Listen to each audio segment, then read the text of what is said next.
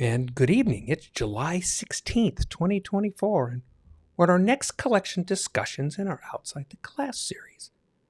It's a series from the Bible Project. It's about the entire TaNaK, right? The Old Testament. On TheDustyFeet.com, in the Outside the Class section, we have the TaNaK / Old Testament source video section set up for your review. Because the intent of Outside the Class is for you to listen to the in-class lecture first. They would all be found on that source video playlist. We try to keep these to about 15 minutes or so, because we want to make them easy to catch and easier to catch up on. So we're on a quest, scroll by scroll, book by book, a journey through this collection, but with a fun and different twist on Outside the Class, on the Dusty Feet.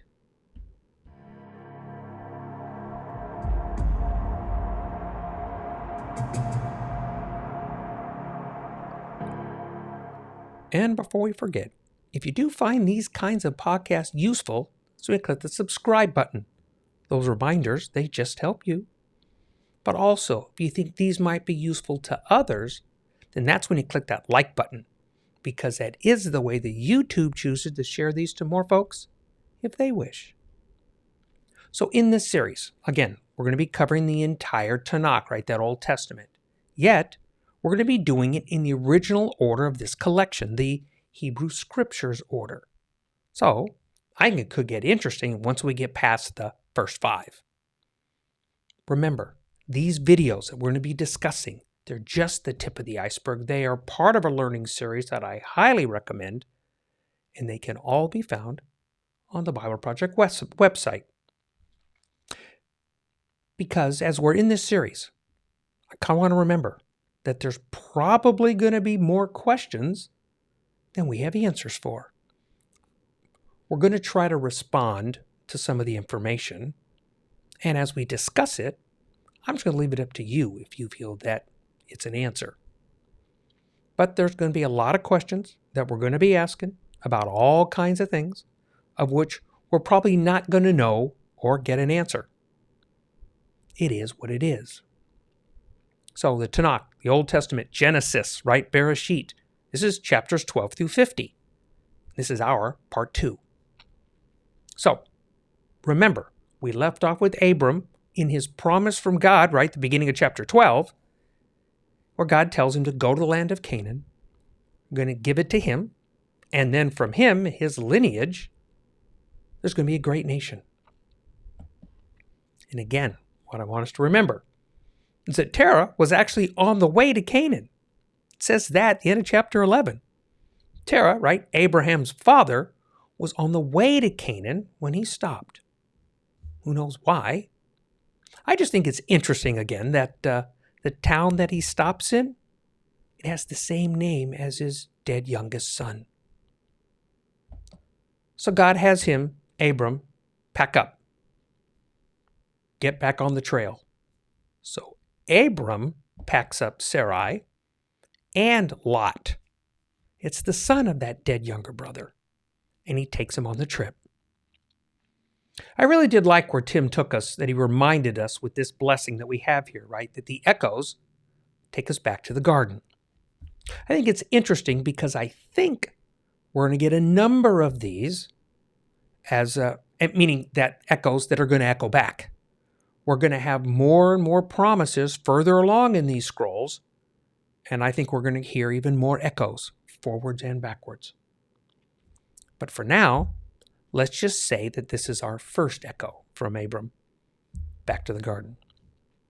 I love one of the points that Tim brings up, that there's this promise to Abraham that in you, all the families of the earth will be blessed. All of the families of the earth will be blessed. What's interesting is at this exact point, this is what Paul picks up on.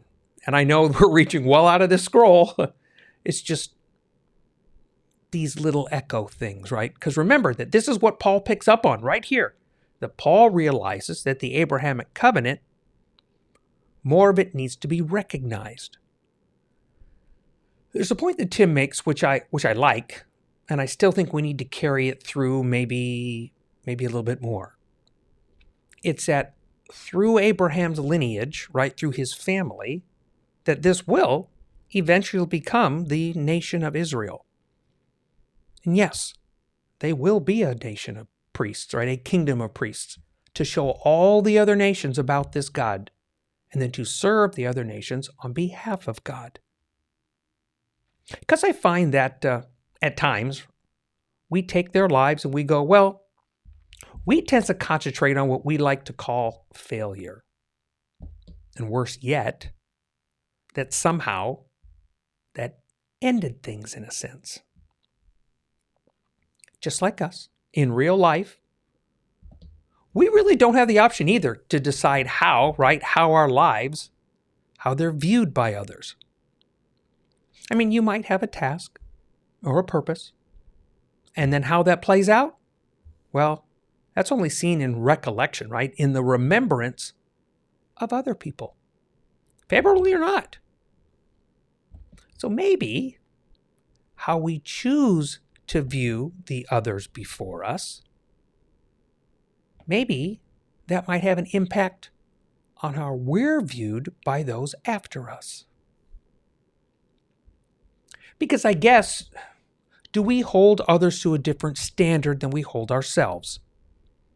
Do we call out others, and yet for ourselves, we believe we fall under a different way or a different grace or forgiveness? How God views and deals with these folks that are in this scroll, are they viewed differently? Are they cared for differently? Are they held to a different standard? Because I struggle with the thought of our tendencies to mix fulfillment with ending. Here's something that I mean by that. It seems to be that the purpose of being an example is to be that example, right? Just like I'm not sure things ended with Jesus. Our promise that these children of Israel, the lineage of Abraham, there are still these folks with all of the attached promises of God. So this, one could say it's fulfilled. These folks exist. And yet again, I think there's more. These very children continue to bless. They echo forward again to Paul. Maybe not so much fulfilled. I think it's actually a bigger picture. Maybe it was the thought to have been, right? Yet it would appear that the audience, well, let's just expand it. Because we're reminded all of the nations will be blessed. So I think how we perceive the first visit of the Messiah, I think it's going to play a large part on how we look back with these echoes and from our time forward on those echoes. But with this, God's only promising the future, and that the fulfillment for that is still hundreds of years later. And it still continues. We read and see the Messiah looking back. But in the time they're living, in the direction that they are, there is zero indication that they're looking for that. It is entirely a backwards view with what was seen. That's when the picture comes to light.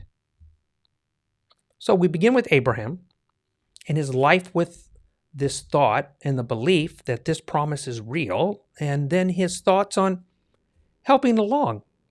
Again, just like us. There's a point that Tim brings up again, and I'd like to take an emphasis on something that I think we're choosing to say.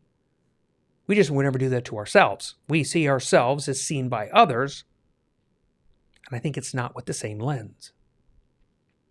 And the point that Tim showed was, again, that repeated failure.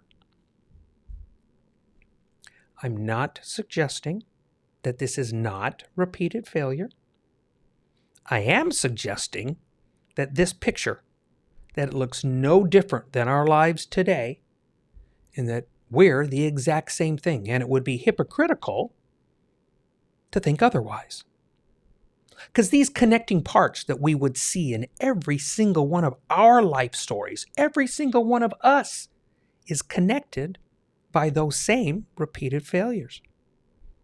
If we retell our life story, or even if someone else is doing our biography, I suspect if this were an honest, open story, then we should see the very same.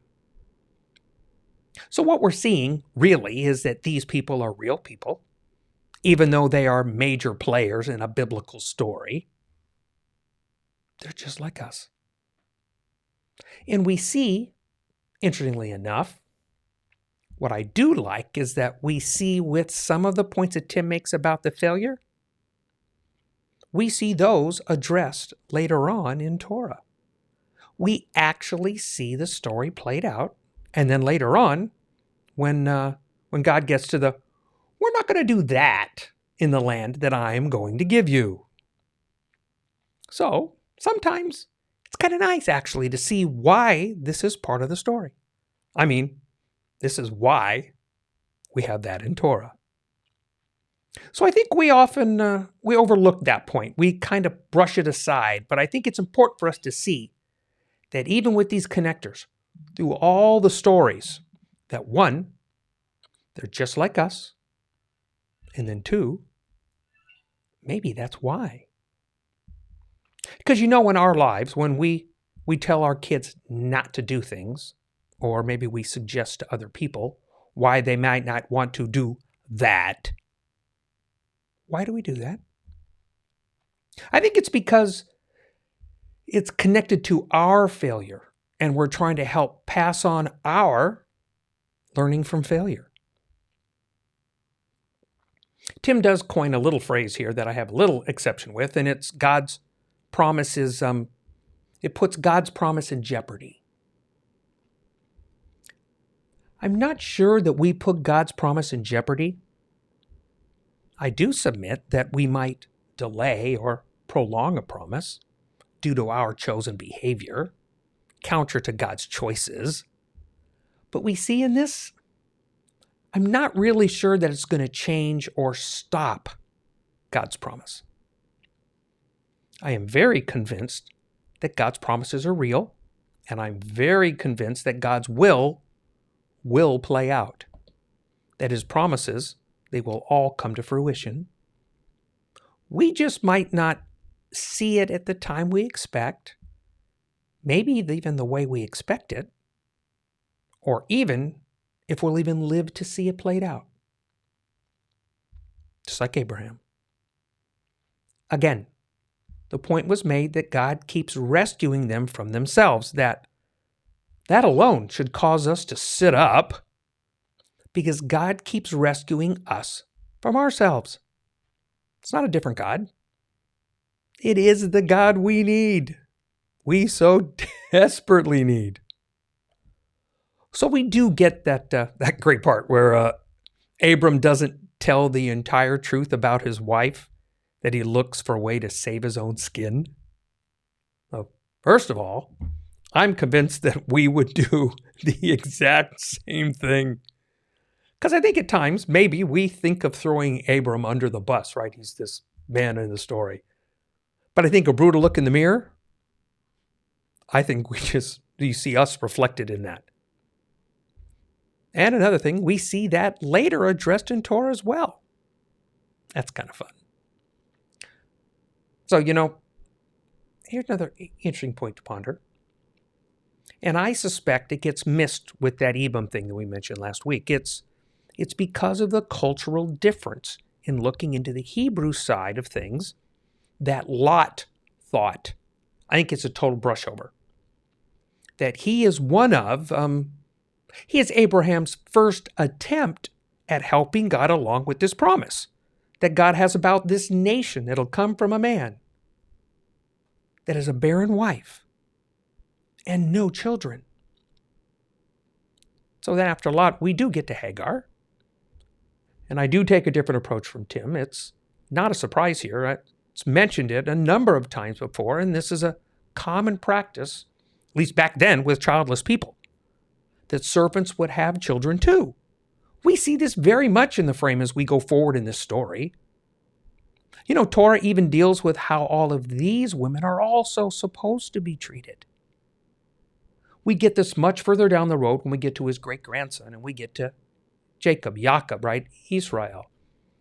And he has 2 wives, 2 maidservants, and they have 12 male children. These are the tribes of Israel. These 12 sons, they come from 4 different women. And all of those tribes, all are the names of the gates in the New Jerusalem. That's much further along in the story.